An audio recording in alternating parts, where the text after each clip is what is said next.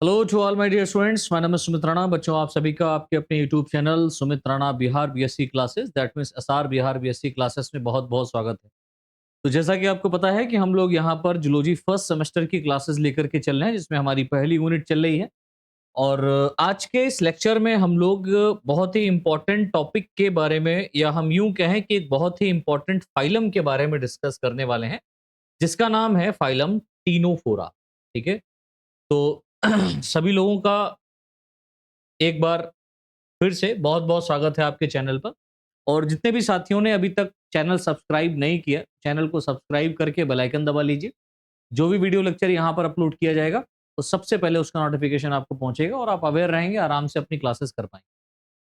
आज का लेक्चर हमारा लेक्चर 6 है, और इस लेक्चर 6 में हम बात करेंगे general feature of phylum Ctenophora. मैंने किसकी बात करी? फाइलम टीनोफोरा की बात करी। देखिए, फाइलम टीनोफोरा जब हम स्टार्ट कर रहे हैं तो उसमें कुछ आपको इंपॉर्टेंट पॉइंट अभी बता दूं कि जो फाइलम टीनोफोरा है, ये पूरे पूरे एनिमल किंगडम की अगर आप बात करें तो पूरे एनिमल किंगडम में सबसे माइनर फाइलम है। माइनर कहने का मतलब ही हो गया सबसे छोटा फाइलम है ये। तो ये एक आपका ऑब्जेक्टिव पॉइंट बन गया कि भाई सबसे छोटा फाइलम एनिमल किंगडम में कौन सा है, तो आप कहेंगे सर फाइलम टीनोफोरा। फिर बात आती है कि जो फाइलम टीनोफोरा है, अगर ये माइनर फाइलम है तो सर ये भी बता दीजिए मेजर फाइलम कौन सा है ना? तो माइनर फाइलम टीनोफोरा है, और जो सबसे बड़ा फाइलम है, मेजर फाइलम है बेटा, वो है आपका आर्थ्रोपोडा। आर्थ्रोपोडा, इसे सबसे बड़ा फाइलम कहा जाता है, largest phylum of the kingdom. क्यों?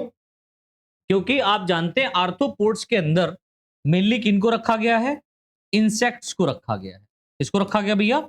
इंसेक्ट्स को रखा गया है। और इंसेक्ट्स के जो इंसेक्ट हैं उनकी बहुत सारी स्पीसीज आपको देखने को मिल रही है। आपको इंसेक्ट हर जगह देखने को मिल रहे हैं। चाहे आप वाटर की बात करें, जब फाइलम आर्थ्रोपोडा की बात करेंगे तो वहां पर हम चर्चा करेंगे।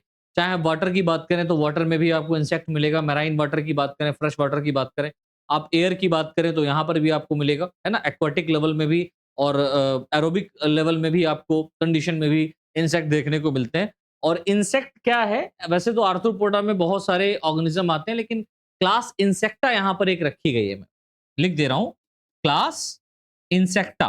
तो क्लास इंसेक्टा सबसे बड़ी क्लास है, और इस क्लास की वजह से ये फाइलम बहुत बड़ा हो जाता है। ठीक है, तो माइनर फाइलम की अगर आप बात करें तो हमारा फाइलम टीनोफोरा है, सॉरी हाँ टीनोफोरा है। और मेजर फाइलम की बात करें तो हमारा सबसे बड़ा फाइलम कौन सा है? Phylum arthropoda. और फाइलम आर्थ्रोपोडा में भी सबसे बड़ी क्लास जो है वो हमारी कौन सी है? Class insecta. तो याद रखेंगे, ये थोड़ा सा इंपॉर्टेंट पॉइंट था जो मैंने अभी डिस्कस कर दिया।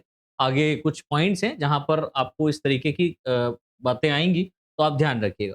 चलिए हम स्टार्ट करते हैं अपना फाइलम टीनोफोरा। और इस फाइलम टीनोफोरा के बारे में मैंने बता दिया कि भैया क्या है, ये बहुत माइनर फाइलम है। कैसा है बेटा? माइनर फाइलम है। तो इस फाइलम में आप इसके सिर्फ और सिर्फ किसकी बात करेंगे? जनरल फीचर्स की बात करेंगे। ठीक है, सामान्य लक्षण की बात करेंगे। किसकी बात करेंगे? सामान्य लक्षण। इसको हिंदी में कहते हैं सामान्य लक्षण, है ना? General character of phylum Ctenophora. General character of phylum Ctenophora. General character पढ़ें उससे पहले कुछ इसके बारे में स्पेसिफिक पॉइंट है वो हम देख लेते हैं कि फाइलम टीनोफोरा जो नाम है वो किसने दिया। तो देखिए लिखा हुआ सबसे पहले फाइलम टीनोफोरा नाम, है ना, एसके बोल्स साहब ने दिया था। किसने दिया था?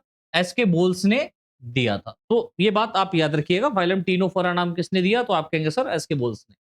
और इस फाइलम के एनिमल्स ब्यूटीफुल और सॉफ्टनेस के रूप में जाने जाते हैं।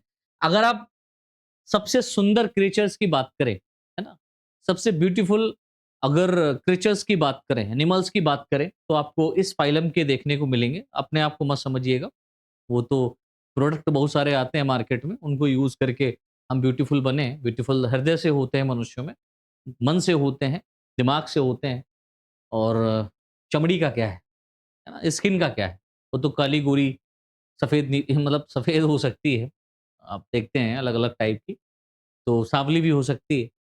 खैर वो एक अलग बात है, लेकिन ब्यूटीफुल कहने का मीनिंग यहाँ पर ये है कि खूबसूरती के लेवल पर, यानी कि इनके अंदर ये खूबसूरत क्यों होते हैं, तो रात्रि के समय अगर आप रात की बात करें तो रात में ये चमकते हैं, ठीक है। और चमकने का सबसे बड़ा रीजन होता है कि इनके पास में एक बहुत ही स्पेसिफिक ऑर्गन होता है जिसको हम लोग बोलते हैं बायोल्यूमिनेसेंस। और बायोल्यूमिनेसेंस क्या करता है, चमकने का काम करता है, ठीक है। दूसरी बात क्या है कि इसमें कुछ 8 प्लेटें पाई जाती हैं पूरी बॉडी में, जो सनलाइट की प्रेजेंस में रेनबो का इफेक्ट शो करती हैं, जिस कारण ये बहुत बहुत ब्यूटीफुल माने जाते हैं। अभी सारा जनरल फीचर में आएगा, डोंट वरी। और बच्चों आपको पता है कि यहाँ पर जो भी इस साइड में हिंदी इंग्लिश मिक्स लिखा हुआ है, तो आपको इसका इंग्लिश वर्जन भी यहाँ पर मिल जाएगा। इसकी पीडीएफ आपको आपके टेलीग्राम चैनल के ऊपर प्रोवाइड कर दी जाएगी। टेलीग्राम अगर आप नहीं जुड़े हैं तो आप सर्च कीजिए सुमित राणा बीएससी क्लासेस या SR Bihar BSc classes, Sumit Rana Bihar BSc classes आ जाएगा, आप उसमें ज्वाइन कर जाइए। ठीक है, तो इस फाइलम के जितने भी एनिमल्स हैं बहुत ही ब्यूटीफुल होते हैं और सॉफ्टनेस बहुत ही सॉफ्ट होते हैं। ठीक है, सामान्य लक्षण की बात करें तो सबसे पहला पॉइंट यहां पर देखिए लिखा हुआ है कि इस फाइलम के एनिमल्स पूरे एनिमल किंगडम में सबसे छोटे होते हैं। ठीक है, अगर आप देखें सारे के सारे पूरे एनिमल की किंगडम की बात करें तो बहुत ही स्मॉल टाइप के आपको ये ऑर्गन देखने को मिलेंगे, तो स्मॉलेस्ट होते हैं। और हम यूं भी कह सकते हैं कि ये फाइलम ही सबसे छोटा होता है। ठीक है, माइनर फाइलम। इन एनिमल्स को सामान्यतः कॉम जेलीज मीन्स कंगक जेली या सी वेलनट, जिसको समुद्री अखरोट के नाम से भी जाना जाता है। वैसे अगर आप क्वेश्चन पूछा जाएगा समुद्री अखरोट किसे कहते हैं, तो आप कहेंगे सर फाइलम टिनोफोरा के सदस्यों को। या गूज बेरीज मतलब जो करौंदा होता है ना, करौंदे का पेड़ होता है खट्टा खट्टा, वैसा आपको देखने को मिलेगा। तो इस एनिमल को या इन एनिमल्स को फाइलम टिनोफोरा के अंदर जो एनिमल्स आपके पाए जा रहे हैं, इन एनिमल्स की हम बात कर रहे हैं, तो इन एनिमल्स को हम लोग कॉम्ब जेलीज, सी वेलनेट और गूसबेरीज के नाम से भी जाना जाता है। ठीक, या जानते हैं। नेक्स्ट, इन एनिमल्स में नीडोब्लास्ट सेल्स के एब्सेंट होने के कारण इन्हें एक्निडेरिया भी कहा जाता है। अब देखिए, इससे पहले जो हम लोगों ने फाइलम पढ़ा वो क्या था, फाइलम सीलेंट्रेटा। तो फाइलम सीलेंट्रेटा में एक बहुत बहुत स्पेसिफिक सेल पाई जाती है जिसको हम लोग नीडोब्लास्ट सेल कहते थे, दंश कोशिका कहते हैं। ये दंश कोशिका क्या करती थी, शिकार को पकड़ने का काम करती थी। वो केवल और केवल एक ऐसा स्पेसिफिक सेल है जो पूरे एनिमल किंगडम के फाइलम सीलेंट्रेटा के अंदर ही प्रेजेंट होती है, किसी और फाइलम में आपको देखने को नहीं मिलेगी। तो जाहिर सी बात है इनके अंदर भी आपको ये देखने को नहीं मिलेगा। ये थोड़े से एडवांस हैं, फाइलम पोरीफेरा के सदस्यों से थोड़े से ही एडवांस है। ठीक है, ये बात तो हम मानेंगे, लेकिन इनमें नीडोब्लास्ट सेल्स ना पाए जाने के कारण इनको एक्निडेरिया भी कहते हैं। एक्निडेरिया मींस क्या हो गया कि इनके अंदर नीडोब्लास्ट सेल्स प्रेजेंट नहीं है। ठीक है, अच्छा जी। नेक्स्ट पॉइंट देखिए लिखा हुआ है कि इन एनिमल्स की बॉडी, अगर आप इन सदस्यों की बॉडी की बात करें तो ट्रांसपेरेंट और जेली लाइक होती है। बहुत बहुत इंपॉर्टेंट, ट्रांसपेरेंट बोले तो आप इनके शरीर के अंदर नेकेड आई से भी देख सकते हो। ठीक है, बॉडी के अंदर कैसा स्ट्रक्चर है वो आप देख सकते हो। तो इसीलिए क्या कहते हैं भाई, इनकी जो बॉडी है वो ट्रांसपेरेंट है और जेली लाइक है। नेक्स्ट पॉइंट देखिए लिखा हुआ है इन एनिमल्स को या ये एनिमल पैलेजिक होते हैं। अब आप कहेंगे सर पैलेजिक क्या होता है, तो पैलेजिक कहने का मतलब होता है ऐसे एनिमल्स जो समुद्र में या पानी की सरफेस पर ही तैरते रहते हैं, पानी की सतह पर तैरते हो, ऐसे एनिमल्स को हम क्या कहते हैं, पैलेजिक एनिमल्स कहते हैं। अर्थात ये एनिमल्स वाटर की सरफेस पर स्विमिंग करते हैं। और विश्वास मानिए जिस जगह पर ये एनिमल्स प्रेजेंट होते हैं, मतलब मैराइन वाटर में स्पेशली मिलते हैं आपको, ठीक है, तो आप रात्रि के समय में अगर वहां पर जा रहे हैं और वहां पर अगर तीनों फोरा के सदस्य प्रेजेंट हैं, तो आपको ऐसा लगेगा कि समुद्र जो है रात में चमक रहा है, चमकता हुआ समुद्र आपको दिखाई पड़ेगा, एकदम विशेष स्पेसिफिक। आप कहेंगे ये क्या हो गया, ये तो चमत्कार हो गया। एक्चुअल में चमत्कार किसकी वजह से हो रहा है, इन एनिमल्स की वजह से हो रहा है। तो जाहिर सी बात है ये बहुत स्पेसिफिक है और ब्यूटीफुल है। नेक्स्ट पॉइंट, ये एनिमल्स कार्निवोर्स मतलब कैसे होते हैं, मांसाहारी होते हैं, जो कि मोलस्क यानी मोलस्का फाइलम के पाए जाने वाले सदस्यों की बात करें जिसमें क्रस्टेशियंस हो गए, इन आदि एनिमल्स को अपने भोजन के रूप में खाते हैं। तो ये कार्निवोर्स होते हैं जो कि क्या करते हैं, मोलस्का के सदस्यों को, क्रस्टेशियंस को अपने भोजन के रूप में ऑब्टेन करते हैं। ठीक है, ये एनिमल्स केवल मैराइन वाटर में ही पाए जाते हैं। ये बहुत बहुत विशेष बात है। ये केवल और केवल समुद्री जल में, कहां पर भैया? समुद्री जल में ही पाए जाते हैं। तो ये पॉइंट भी आप याद रखिएगा। नेक्स्ट पॉइंट देखिए लिखा हुआ है, ये एनिमल्स डिप्लोब्लास्टिक होते हैं। डिप्लोब्लास्टिक कहने का मतलब समझते हो? ऐसे एनिमल्स जिनमें 2 जर्म लेयर पाई जाती हो। कितनी जर्म लेयर पाई जा रही हैं? 2 जर्म लेयर पाई जा रही हैं। और इन जर्म लेयर को हम क्या नाम कहते हैं? एक्टोडर्म और एंडोडर्म। तो इसे हम क्या कहते हैं? एक्टोडर्म और एंडोडर्म कहते हैं। और ये एक्टोडर्म एंडोडर्म क्या होती है? जर्म लेयर होती है, जो कि बॉडी के डिफरेंट टाइप के ऑर्गन को या बॉडी के पार्ट्स को बनाती है। नेक्स्ट पॉइंट देखिए बेटा, लिखा हुआ है इन एनिमल्स में रेडियल सिमेट्री पाई जाती है। याद रखिएगा, कौन सी सिमेट्री पाई जा रही है? रेडियल। अच्छा, किसी किसी बुक में आप देखेंगे रेडियल सिमेट्री के अलावा भी बाइलेटरल सिमेट्री आपको देखने को मिलता है कि लिखी हुई है। तो कंफ्यूजन मत होइएगा या कंफ्यूजन क्रिएट मत कीजिएगा। स्पेसिफिकली आपको याद रखना है, एनसीईआरटी का डाटा है, तो आपको याद रखना है कि रेडियल सिमेट्री पाई जा रही है इन सदस्यों के अंदर, फाइलम टीनोफोरा के सदस्यों के अंदर। कुछ सदस्यों में बाइलेटरल सिमेट्री भी देखने को मिल सकती है, तो वो इसी कारण वहां पर लिखा गया है। तो बाइलेटरल सिमेट्री बहुत कम, लेकिन आप रेडियल सिमेट्री ज्यादा फोकस करेंगे। तो आप ये बात याद रखिएगा, ठीक है। नेक्स्ट पॉइंट देखिए लिखा हुआ है इन एनिमल्स का बॉडी ऑर्गेनाइजेशन टिश्यू लेवल प्रकार का होता है। मतलब tissue level grade of body organization present होता है टिश्यू लेवल, ठीक है। और टिश्यू लेवल का ही आपने देखा था सीलेंट्रेट्स के अंदर भी पाया जा रहा है। अच्छा, नेक्स्ट पॉइंट यहां पर देखिए लिखा हुआ है इनकी बॉडी पर 8 सीलिएटेड कॉम प्लेट, मतलब 8 सीलिएटेड कॉम प्लेट, 8 कंगक पट्टियां पाई जाती हैं जो इसके लोकोमोशन में सहायता करती हैं। 8 कंगक पट्टियां पाई जा रही हैं जो कि क्या कर रही है भैया? इसके गमन में, लोकोमोशन में क्या कर रही है? सहायता कर रही है। और इसका स्पेसिफिक पॉइंट ये भी है कि जो 8 सीलिएटेड कॉम्ब लाइक प्लेट्स होती हैं, ये जो 8 सीलिएटेड कॉम्ब लाइक प्लेट्स हैं, ये सनलाइट की प्रेजेंस में इंद्रधनुषीय प्रभाव, रेनबो इफेक्ट को शो करती हैं। तो इस वजह से ये जो सदस्य हैं या ये जो एनिमल्स हैं और भी ज्यादा ब्यूटीफुल होते हैं, ठीक है। इसी वजह से इनको ब्यूटीफुल कहा गया है। क्यों? क्योंकि ये सनलाइट की प्रेजेंस में रेनबो इफेक्ट को शो करते हैं। सनलाइट की प्रेजेंस में रेनबो इफेक्ट को क्या करते हैं? शो करते हैं, ठीक है।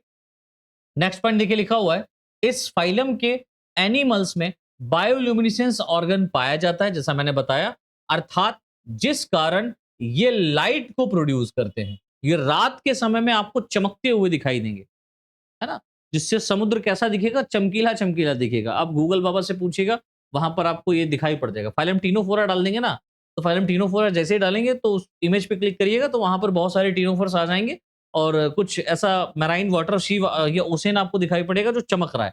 तो इन्हीं की वजह से है। नेक्स्ट पॉइंट देखिए लिखा हुआ है इन एनिमल्स में सेंसरी ऑर्गन स्टेटोसिस्ट के रूप में होती है। बहुत बहुत इंपॉर्टेंट है। तो भाई सेंसरी ऑर्गन है वो किस रूप में पाया जा रहा है? स्टेटोसिस्ट के रूप में पाया जाता है, यानी वेल डेवलप फॉर्म में नहीं है। और आपको पता है कि जो फाइलम सीलेंट्रेट है, फाइलम सीलेंट्रेटा के अंदर ही सबसे पहले नर्वस सिस्टम डेवलप हुआ था, तो वहीं से स्टार्टिंग हुई है। और यहां पर जो नर्वस सिस्टम के रूप में आप मतलब सिस्टम नहीं पाया जा रहा है, न्यूरॉन्स या सेंसरी ऑर्गन हम बात करें, नर्वस सिस्टम की बात नहीं करेंगे, सॉरी। तो फाइलम सीलेंट्रेटा के अंदर ही सेंसरी ऑर्गन या नर्वस सिस्टम डेवलप होना शुरू हुआ था, ठीक है। तो सीलेंट्रेट्स में डेवलप होना शुरू हुआ और यहां पर भी आपको देखने को मिल रहा है। और यहां पर जो सीलेंट्रेट में सेंसरी ऑर्गन या नर्वस सिस्टम जो थोड़ा सा डेवलप होगा सीलेंट्रेट से, वो क्या किस रूप में बेटा? स्टेटोसिस्ट के रूप में, ठीक है। आगे देखिए लिखा हुआ है, अच्छा इसके ऊपर एक शॉर्ट नोट लिखने के लिए आता था, अब नहीं आता है। स्टेटोसिस्ट क्या होती है? एक स्पेसिफिक टाइप का ऑर्गन होता है जो बॉडी के अंदर प्रेजेंट होता है ना, जो ये ऑर्गन मतलब एनिमल्स हैं इनके बॉडी में प्रेजेंट होता है और इसके चारों तरफ सैंड प्रेजेंट होती है, मतलब मिट्टी आप यूं कहें तो रेत पाई जाती है। और इसके रेत के डिस्टर्ब होने पर ये समझ पाता है कि भाई कहीं से कोई खतरा आ रहा है, तो इसको भागना पड़ता है, ठीक है। तो ये स्टेटोसिस्ट का एक अपना फंक्शन है, वो अलग से ही आता है। तो वो मैं इस पे मैंने शायद एक वीडियो बना के डाला हुआ है अलग से, तो आप देख सकते हैं। नेक्स्ट पॉइंट देखिए लिखा हुआ है इन एनिमल्स में लासो सेल्स पाई जाती हैं जो नीडोब्लास्ट सेल्स की तरह शिकार यानी प्रे को पकड़ने में सहायता करती हैं। अच्छा, ये जो लासो सेल्स है ना, ये जो लासो सेल्स है, ये लासो सेल्स कहां पाई जाती हैं? तो आप देखेंगे कि इस सदस्य इन एनिमल्स में दो टेंटिकल्स पाए जाते हैं। अभी आगे बताऊंगा इन सदस्यों में कितने टेंटिकल्स पाए जा रहे हैं बेटा, दो टेंटिकल्स पाए जा रहे हैं। और इन टेंटिकल्स के ऊपर ये लासो सेल्स प्रेजेंट होती हैं। टेंटिकल्स के ऊपर क्या होती है बेटा, लासो सेल्स प्रेजेंट होती हैं, जो कि प्रे बोले तो शिकार को पकड़ने में सहायता करती हैं। तो नीडोब्लास्ट कोशिका की तरह यहां पर कौन सी सेल पाई जा रही है, लैसो सेल्स प्रेजेंट है। और सीलेंट्रेट में कौन सी सेल्स प्रेजेंट है, नीडोब्लास्ट सेल्स प्रेजेंट है। तो नीडोब्लास्ट की तरह काम करने वाली सेल प्रेजेंट है, बट नीडोब्लास्ट प्रेजेंट नहीं है। तो ये बात आप याद रखेंगे, ठीक है।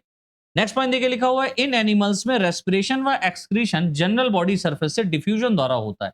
अर्थात इनमें रेस्पिरेशन व रेस्पिरेटरी सिस्टम व एक्सक्रीटरी सिस्टम नहीं पाया जाता है, एब्सेंट होता है। तो इन एनिमल्स में रेस्पिरेशन और एक्सक्रीशन जनरल बॉडी सरफेस से होता है। और जनरल बॉडी सरफेस में कैसे होगा, डिफ्यूजन के द्वारा होगा, विसरण के द्वारा होता है।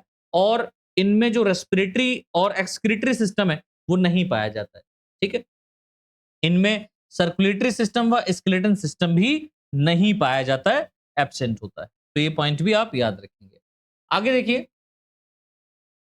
नेक्स्ट पॉइंट लिखा हुआ है कि इनमें, इन सदस्यों में डाइजेशन इंट्रासेलुलर व एक्स्ट्रासेलुलर दोनों प्रकार का होता है। तो डाइजेशन की अगर आप बात करें तो डाइजेशन इंट्रासेलुलर भी हो सकता है, एक्स्ट्रासेलुलर भी हो सकता है, जैसे सीलेंट्रेट्स में होता था, है ना।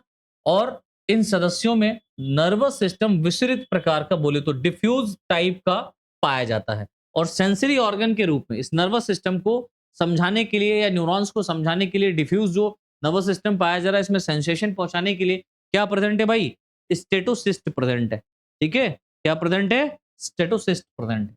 नेक्स्ट पॉइंट, इन एनिमल्स में सेक्सुअल रिप्रोडक्शन पाया जाता है।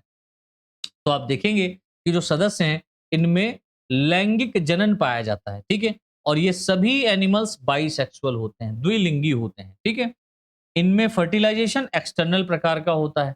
अब आप याद रखिएगा, जब फर्टिलाइजेशन की बात हो रही है तो वो कैसा हो रहा है, एक्सटर्नल हो रहा है। दैट मीन्स जो गैमीट हैं वो वाटर में रिलीज किए जा रहे हैं और वाटर में उनका फ्यूजन हो रहा है।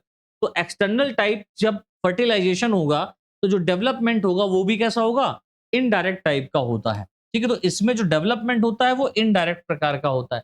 इसके बाद वाला जो फाइलम है वो आपका दिमाग हिला देगा, और उस फाइलम का नाम है प्लेटीहेल्मिन्थस, ठीक है। क्या नाम है, फाइलम प्लेटीहेल्मिन्थस, जिसमें फ्लैट वॉर्म को इंक्लूड किया गया है। और मुख्य रूप से उस फाइलम में मेजरली अगर आप देखेंगे तो पैरासिटिक ऑर्गेनिज्म रखे गए हैं। पैरासिटिक ऑर्गेनिज्म आते हैं, कुछ मैराइन वाटर में भी पाए जाते हैं, कुछ एक्वाटिक भी होते हैं, हम यूं कहें कुछ प्लेटीहेल्मिन्थस एक्वाटिक होते हैं।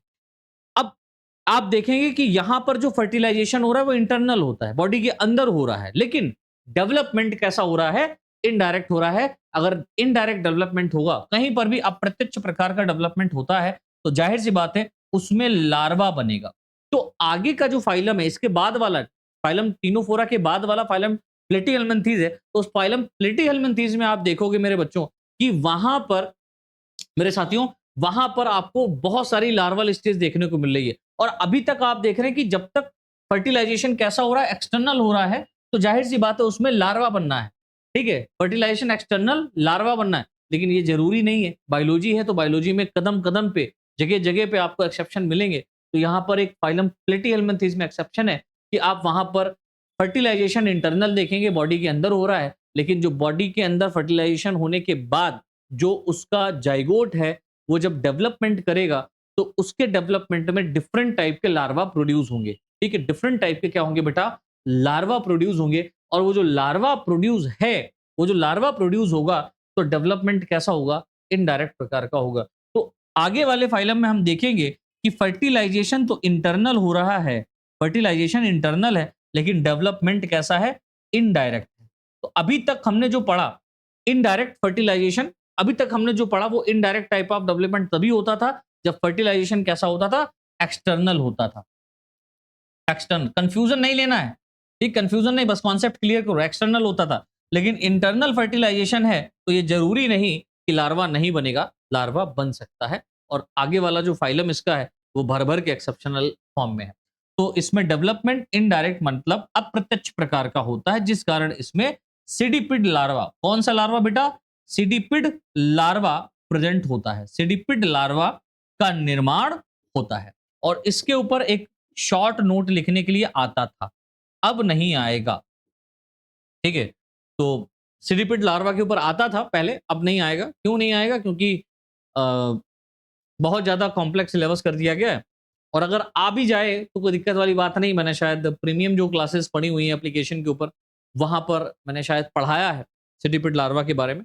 नहीं पढ़ाया है तो कोई इतना विशेष नहीं, क्योंकि वो नहीं आएगा, ठीक है। लेकिन यूपी के रीजन में पूछा जाता था। अब बिहार में पूछा जाता है कि नहीं, ये मैंने अभी तक तो फिलहाल नहीं देखा। न्यू एजुकेशन पॉलिसी चेंज हो चुकी है, तो उसके आधार पर आप कोई, मैं जितना कंटेंट दे रहा हूँ बस इतना कंटेंट आप याद रखें। चलिए इसके साथ-साथ हम बात करते हैं इसके क्लासिफिकेशन की भी, ठीक है? तो भाई जो हमारा फाइलम टीनोफोरा है, इस फाइलम टीनोफोरा के क्लासिफिकेशन की भी तो बात कर लें, है ना? जब छोटा फाइलम है तो क्लासिफिकेशन भी छोटा होगा, है ना? तो क्लासिफिकेशन को हिंदी में क्या कहते हैं बच्चों? वर्गीकरण। तो जो इसका वर्गीकरण है वो भी देख लो, क्या जाता है। तो देखिए लिखा हुआ है फाइलम टीनोफोरा में केवल 2 ही क्लासेस को रखा गया है। एक क्लास पहली है जिसको हम लोग टेंटाकुलिटा कहते हैं, और जो दूसरी क्लास है इसको हम लोग न्यूडा कहते हैं। तो पहली क्लास हमारी कौन सी है? टेंटाकुलिटा। इसमें कुछ खास बात है, जैसे क्या? इस क्लास में 2 लंबे टेंटिकल्स पाए जाते हैं।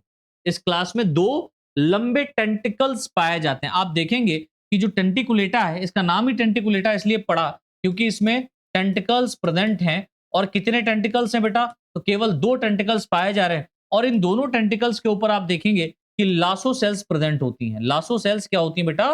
प्रेजेंट होती हैं, जो कि क्या हेल्प करती हैं, क्या काम करती है? प्रे को कैप्चर करने का काम करती हैं, है ना? तो नीडोब्लास्ट सेल की तरह बिल्कुल लासो सेल्स काम कर रही है। इनके ऊपरी सतह पर माउथ तथा निचले सतह पर सेंसरी ऑर्गन स्टेटोसिस्ट पाए जाते हैं। तो माउथ ही प्रेजेंट होता है, एनस नहीं होता है, लेकिन ऊपरी सतह पर माउथ होगा और लोअर सरफेस पर आपको स्टेटोसिस्ट देखने को मिलेगा। अब यहां पर एग्जाम्पल क्या है? तो पहला हमारा है सिस्टम, ठीक है, सिस्टम, जिसको हम लोग वीनस गर्डल के नाम से जानते हैं। दूसरा है टीनोप्लेना, है ना, टीनोप्लेना। और तीसरा यहां पर एक मोस्ट प्रोबेबली और मोस्ट इंपॉर्टेंट एग्जाम्पल रखा गया है, जिसको हम लोग बोलते हैं प्लूरोब्रैकिया, ठीक है। ये 3 ऑर्गेनिज्म यहां पर इंक्लूड किए गए हैं क्लास टेंटिकुलेटा में। इन तीनों ऑर्गेनिजम्स को आप डायग्रामेटिक ढंग से समझ लीजिए भाई। जो सिस्टम है यहाँ पर वीनस गर्डल है, वो आपको कुछ इस तरीके से दिखाई पड़ रहा होगा। ये देखो, ये इस तरीके से इसका बॉडी है, ठीक है। ये पूरा बॉडी इस तरीके से कवर है, मतलब स्पेरिकल फॉर्म में है। आप इसको सर्च भी कर सकते हैं, सिस्टम को कैसा दिखता है, ठीक है, जिसको वीनस गर्डल कहते हैं। और इसमें टेंटिकल्स पाए जा रहे हैं। अगर हम लोग प्लेना की बात करें तो इसमें देखो ये टेंटिकल्स प्रेजेंट हैं। ये 2 टेंटिकल्स बड़े-बड़े प्रेजेंट हैं। और ये पूरी बॉडी कैसी है इसकी? पूरी बॉडी ट्रांसपेरेंट है। तो बॉडी के अंदर का स्ट्रक्चर भी हमको देखने को मिल रहा है। और प्लूरोब्रैकिया की बात करें तो प्लूरोब्रैकिया कुछ इस तरीके से आपको देखने को मिलेगा, ठीक है। अगर आप एग्जाम्पल्स देख रहे हैं तो आप यहाँ पर इस तरीके से देख सकते हैं, ठीक है। चलो भाई आगे बढ़ते हैं। नेक्स्ट हमारी कौन सी क्लास है? Class second, न्यूडा। छोटी क्लास है, इसमें टेंटिकल्स एब्सेंट होते हैं। तो टेंटिकल्स प्रेजेंट भी हो सकते हैं, टेंटिकल एब्सेंट भी हो सकते हैं। तो टेंटिकल यहां पर क्लास टेंटिकुलेटा में प्रेजेंट है, ठीक है। और टेंटिकल एब्सेंट कहां पर है? तो न्यूडा में एब्सेंट है। और इन एनिमल्स की बॉडी लॉन्ग कोनिकल शेप की होती है। कैसी होती है? लंबी सी, देखो ये लंबी सी बॉडी है और कोनिकल शेप है, एक कोन के रूप में। इस साइड में देख रहे हो कोन है और यहां पर ब्रॉड है, तो कोनिकल शेप में आपको देखने को मिल रही है। तो इन एनिमल्स की जो बॉडी होती है वो लंबी कोनिकल शेप की होती है, जो वेंट्रल सरफेस पर चपटी होती है। जो इनका वेंट्रल सरफेस होता है, उस सरफेस पर कैसे होते हैं? ये फ्लैट होते हैं, चपटे होते हैं, ठीक है। वेंट्रल सरफेस पर चपटी होती है। जैसे कि हम बात करें बेरोई की, ठीक है। तो बेरोई जो यहां पर है वो एक बहुत इंपॉर्टेंट ऑर्गेनिज्म है। हम कहते हैं कि बिल्ली की तैरती आंखों की तरह यह आपको दिखाई पड़ेगा। स्विमिंग आई ऑफ कैट या फ्लोटिंग आई ऑफ कैट या स्विमिंग आई ऑफ कैट। तो बिल्ली की आंखों को जिस तरीके से आप देखें, बिल्ली की आंखों को देखेंगे तो उसके अंदर कुछ ऐसा ही आपको स्ट्रक्चर देखने को मिलेगा, लाइक दिस, कुछ ऐसा। तो बिल्ली की आंखें जो होती है बड़ी स्पेसिफिक होती है बच्चों, है ना। कैट की जो आई है बहुत स्पेसिफिक होती है, उसमें आप देखेंगे तो अंदर की तरफ आपको ऐसा लगेगा कि इसकी आंखों में कुछ तैरता हुआ नजर आ रहा है। तो बिल्ली की तैरती आंखों की तरह ये दिखाई देता है कौन? हमारा बेरोई। हमारा क्या? क्लास फाइलम टीनोफोरा का बेरोई, ठीक है, और क्लास न्यूडा का, ठीक है। तो इस तरीके से बेटा हमने आज के इस लेक्चर में फाइलम टीनोफोरा को कंप्लीट कर लिया है। नेक्स्ट लेक्चर में हम लोग नेक्स्ट फाइलम की बात करेंगे, जैसे फाइलम प्लेटिहेल्मिन्थेस हो गया, फाइलम एस्केलमेंथेस हो गया, फाइलम एनीलिडा हो गया। तो इनको हम लोग आगे की क्लासेस में कंटिन्यू करेंगे। तो आज के लिए इतना ही। बहुत बहुत धन्यवाद। अगर आप लोग को क्लास समझ में आई है, पसंद आई है, तो क्लास को लाइक कीजिए, अपने साथियों के साथ में ज़्यादा से ज़्यादा शेयर कीजिए, और चैनल पे पहली बार आए हैं तो चैनल को सब्सक्राइब जरूर कर लीजिएगा बच्चों। आज के लिए इतना ही। बहुत बहुत धन्यवाद सभी को। जय हिंद, जय भारत।